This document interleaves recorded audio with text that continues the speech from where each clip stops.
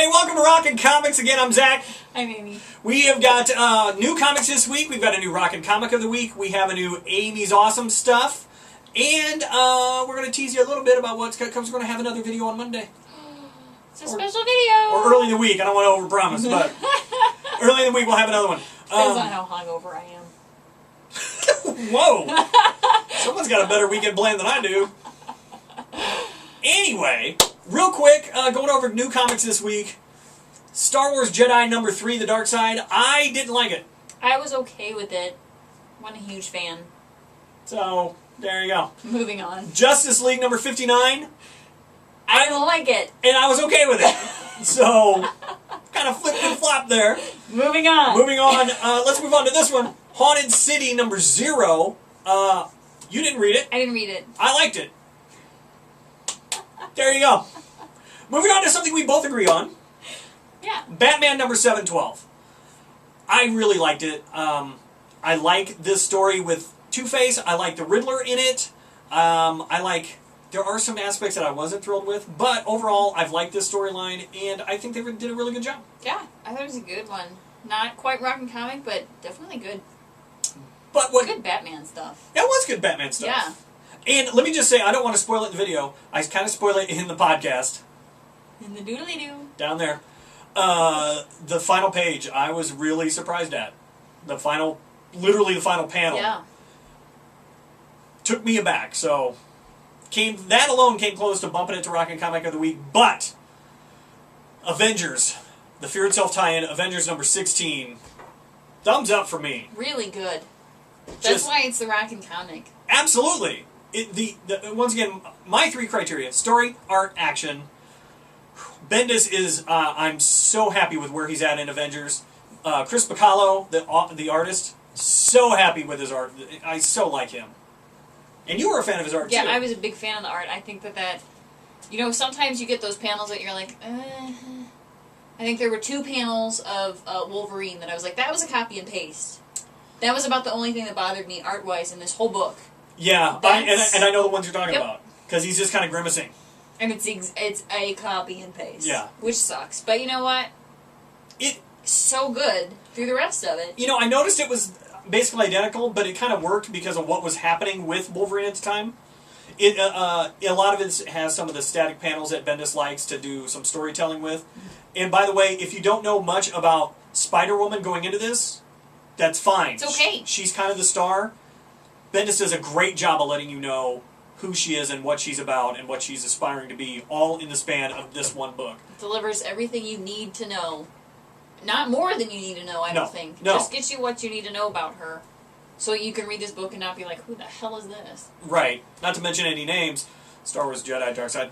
But he does such a fantastic job. And like I said, Chris Bacallo's art, there are so many panels that take different angles, and his art's a little more stylized than some. It's not manga, but it has some, occasionally has some of those aspects to it. Some manga-esque qualities that I really like. And obviously, both of us, Rockin' Comic of the Week, Avengers number 15. Is that it? 16. 16. 15.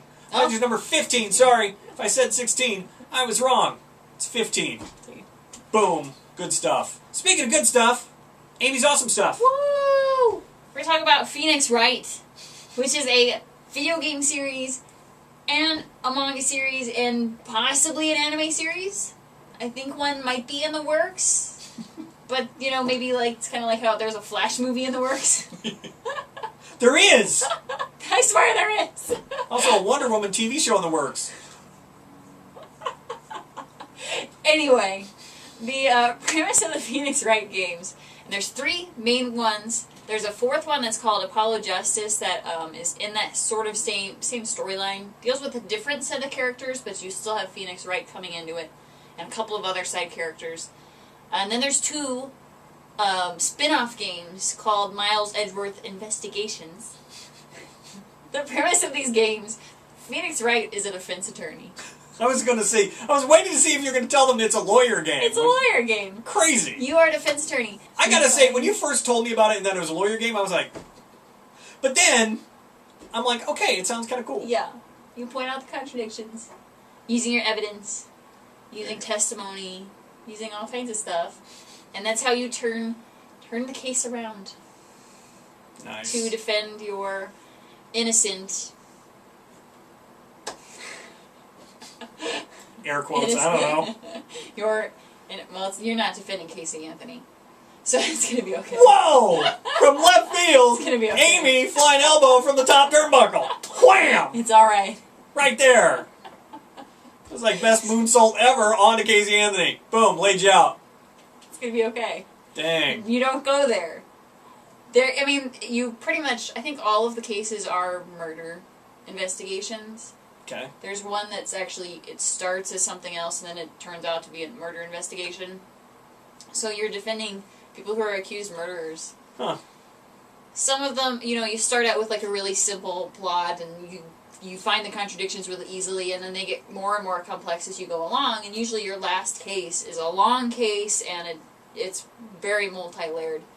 They're good stuff. And then they came out with some manga series. They had two books that are like short stories, like they're little jokes. In Japan they do like the 4 panels that go down like this. There's a whole bunch of those. It's really, really freaking funny. I mean, there's just hilarious stuff in there about like Miles Edgeworth, who is Phoenix Wright's prosecutor rival. Okay. They knew each other as kids, so there's these like hilarious like little kid Phoenix Wright stuff going. It's just really, it's ridiculous if you like little kid stuff. And Like, obviously, as I'm a fan of the Tiny Titans, this is right up my alley. But they also have a series they just came out with, or we just got the first one here in America, that is original story. So they have original cases in there. Nice. And I picked it up. I really like it. The art's pretty good in all of the books. I mean, there's different... The first 2 books are compilations, so there's a lot of different styles going on, but it's pretty much across the board. It's good art. So it's good stuff. I highly recommend Phoenix Wright. Alright. So we got a lot of good stuff this week, and a couple of duds. Couple of duds. I was trying to find the... Duds is probably the best word that I was choosing not to use. For more, you can listen to the podcast. We talk more about everything. Everything. If you want to find out why I didn't like Star Wars Jedi, listen to the podcast. Why she didn't like Justice League, listen to the podcast. And AKA Super Friends. just give it away. And more about all the books, check out the podcast, because we get more in depth, because we have more time. Yeah, a lot more time. And also, coming up tonight, we're filming this on Friday.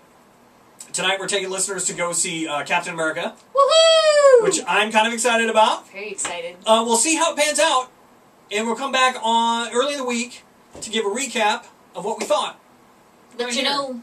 Right here, video-wise. So you don't have to go spend $8 on a movie that sucks. Unless you're doing it this weekend before we get a chance to tell you about it. Then you're I can't help you. Then you're in our boat. So I don't think it's going to suck. I think it's going to be good. I think it's going to be good. All right, then. From what I've heard, most people are pretty pleased. All right, then. Captain America, high five. High five! And that's how you do it. Is that it for us? That's it. All right, I'm out. I'm Zach. I'm Amy. Later. Bye.